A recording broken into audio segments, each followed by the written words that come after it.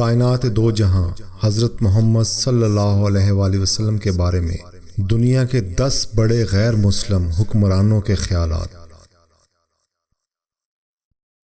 اب پوری دنیا میں صرف محمد صلی اللہ علیہ وآلہ وسلم کے قانون کی ہی حکمرانی ہوگی۔ روسی فلاسفر لیو ٹالسے۔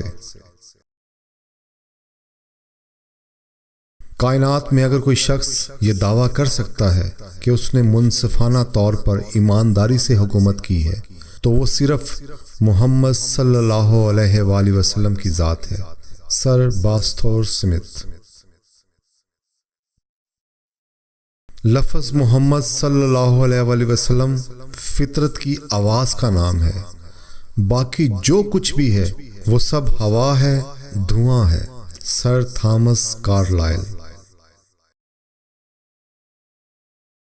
مجھے افسوس ہے کہ میں آپ کے ساتھیوں میں شامل نہیں تھا۔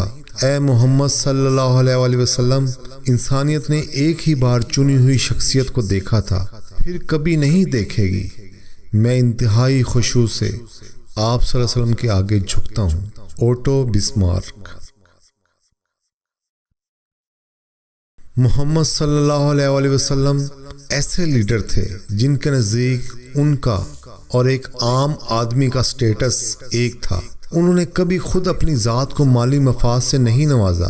یہی وجہ تھی کہ لوگوں نے ان کا تب بھی ساتھ دیا جب محمد صلی اللہ علیہ وآلہ وسلم غربت کی زندگی گزار رہے تھے، اور تب بھی ان کے اعتماد کا پیمانہ وہی تھا کہ جب محمد صلی اللہ علیہ وسلم ایک عظیم شخصیت کے شہنشاہ تھے۔ ہنری ہینڈمین۔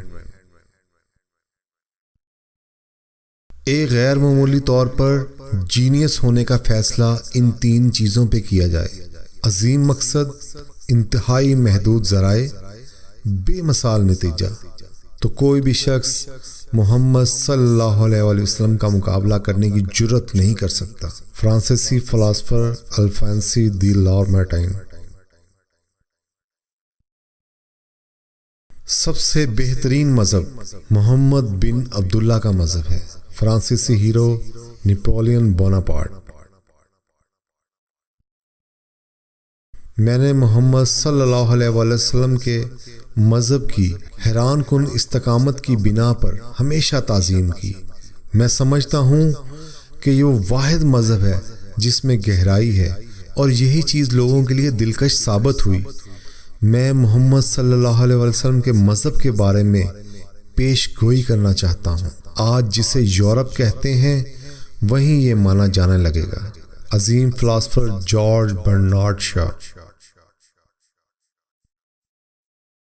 اگر میں محمد صلی اللہ علیہ وآلہ وسلم کے زمانے میں موجود ہوتا تو میں ان کے قدموں میں بیٹھ کر ان کے پاؤں دھوتا۔ Roman king Hercules. صرف ایک ہی مذہب ہے جس کی میں عزت کرتا ہوں، اور وہ ہے اسلام۔ صرف ایک نبی صلی اللہ علیہ وآلہ وسلم ہے جن کی شان کا میں قائل ہوں، اور وہ ہیں محمد صلی اللہ علیہ وآلہ وسلم۔ Adolf Hitler.